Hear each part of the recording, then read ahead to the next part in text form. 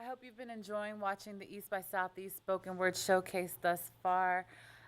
We're still catching our breath from the last performance of Faylita Hicks. It was a very, very emotional time in the studio for everybody, so it took us a while to get ourselves collected. But we're back. Her performance was just, whew. Yeah, it's stunning. She's an astounding artist. Absolutely. And we were talking about how there's such a difference between performance pieces and pieces that are written and pieces that are book friendly. And you do a lot of pieces. How many? You have a book, is that correct? I do. I have a book called 60, which contains 60 of my poems and 60 of my best friend Scout Stormcloud's photographs. And we did that a few years ago, and I'm collecting for another volume at this point. I remember we were reading through your poetry the first year, and I enjoyed reading your poetry. It's so, it comes off of the paper. Thank you very much. Thank you. What did you bring to share with us today? Well, I have several things. I have some love poems by popular request, and then some kind of more general philosophical and or political things to round it out with. It's Can you elaborate a little bit on the philosophical? I minored in philosophy, so I'm always inquisitive. Well, I have. I'm going to start off with a poem called "One Basket," which is about the concept of putting all one's eggs in one's basket, and that's we're relating that to the universe. And then there's another one that I will wind up with, which is called "Be Safe," and it is a poem that has a certain political edge to it, but also concerns the concept that you can be safe in this world of ours if you just don't do anything and don't cross any lines and follow all the rules, etc. So I think that would be kind of fun. You can be safe in this world if you don't. If you just follow all the rules and are good. And that's so true. Yeah, if you follow the rules, or if you don't do anything, sometimes when you put yourself out there, I don't think there's any safety even then. No. But it's a concept that gets promoted, and so.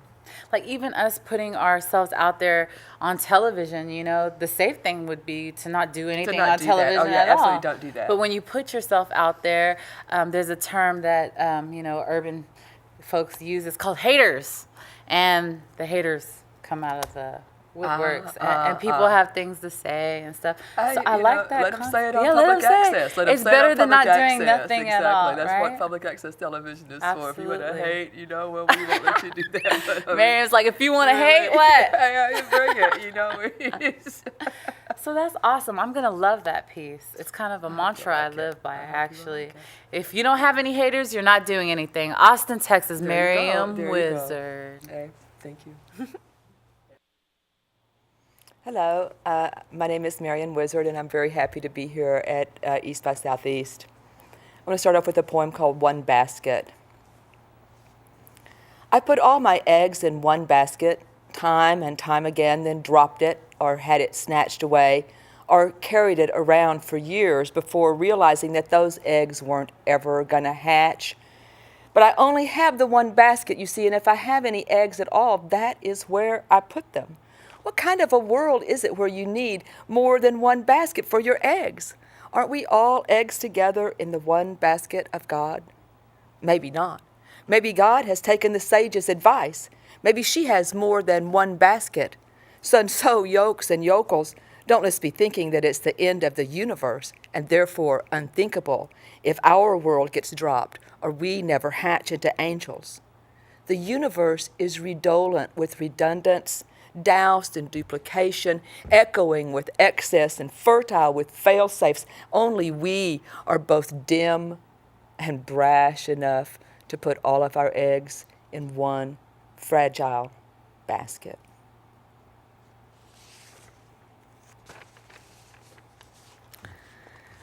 This is a poem that's kind of a work in progress. I like to always give y'all a little bit of a work in progress as well as some finished things, and this one may take a lifetime to complete. It's called "What I Don't Understand About Men." I was a smart little girl. I caught on quick. 60-something years ago, if you didn't have a dick, you weren't going anywhere. So I set out to get one. not of my own, but by making friends with boys, nice ones or bad to the bone, hoping for a little loan. I didn't want to be left out of fun, risk, or adventure, but all of us girls skirted the edge of censure every time we left our homes.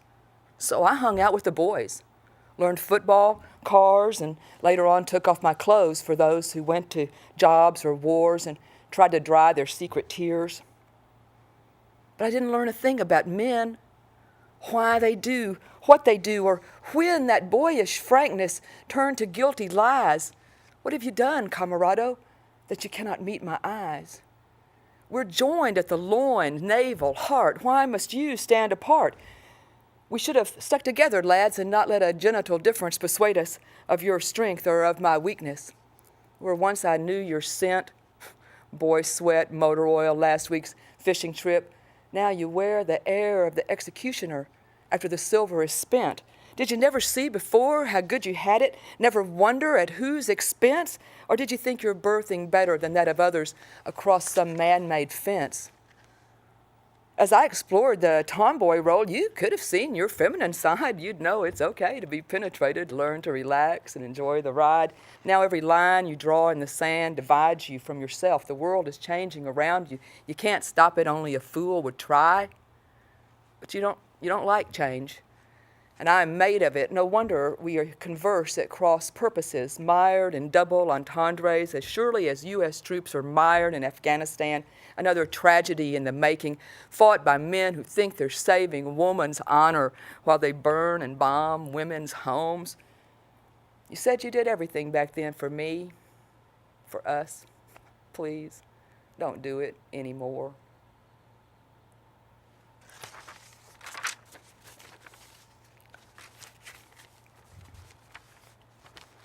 This poem was written especially for East by Southeast this year, and I appreciate being urged to write it. It's called I Promised You Love Poems.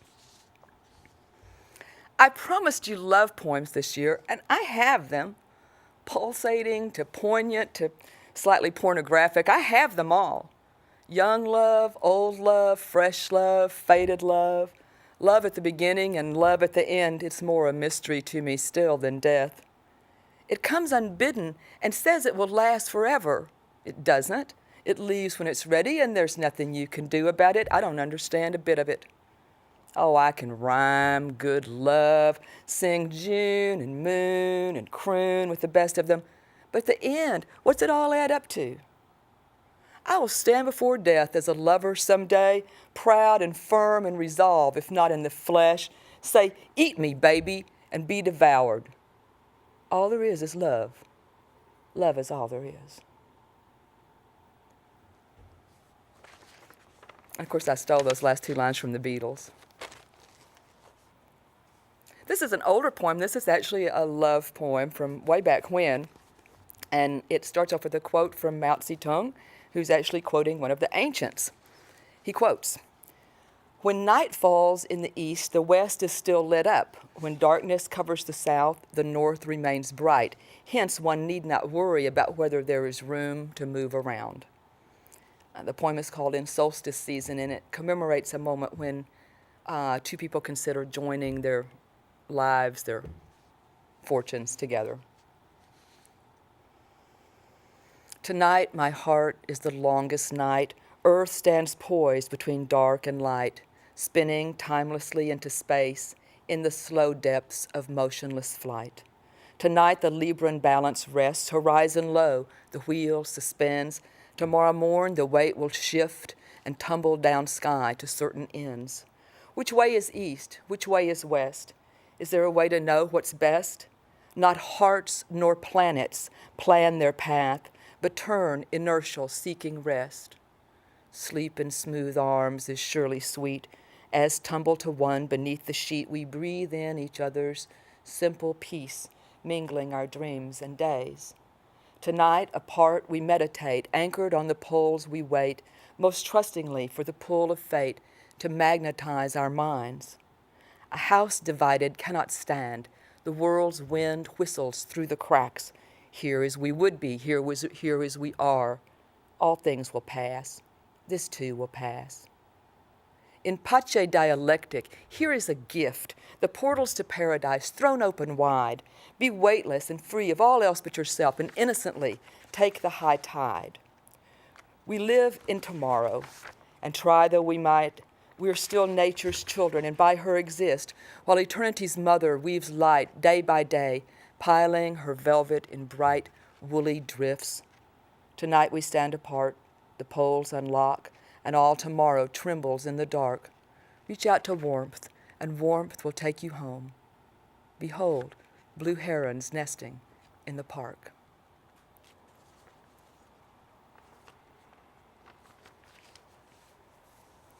This is a very short poem and of much more recent vintage. It's called Field Guide to Butterflies. This mid-November day in record heat, swallowtails and monarchs joust with honeybees, burying their snouts in the lantana bush. Don't they know the season? No more than you, love, burying your snout in mine.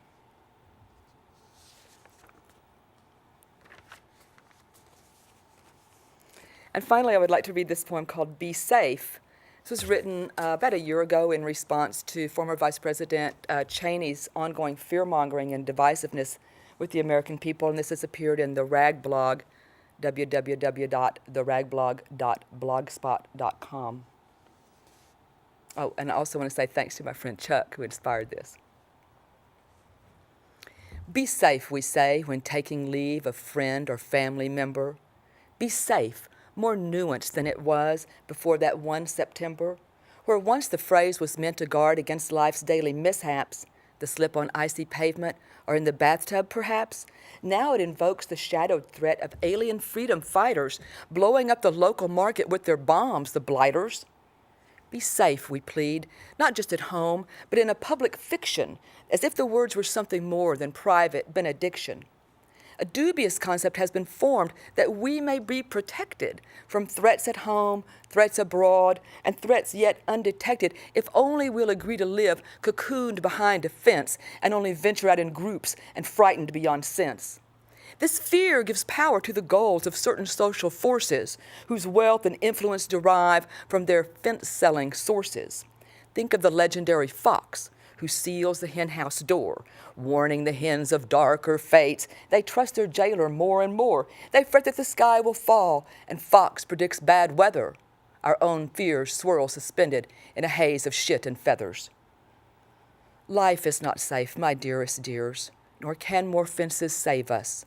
So guard your liberty, 'tis all that our Creator gave us.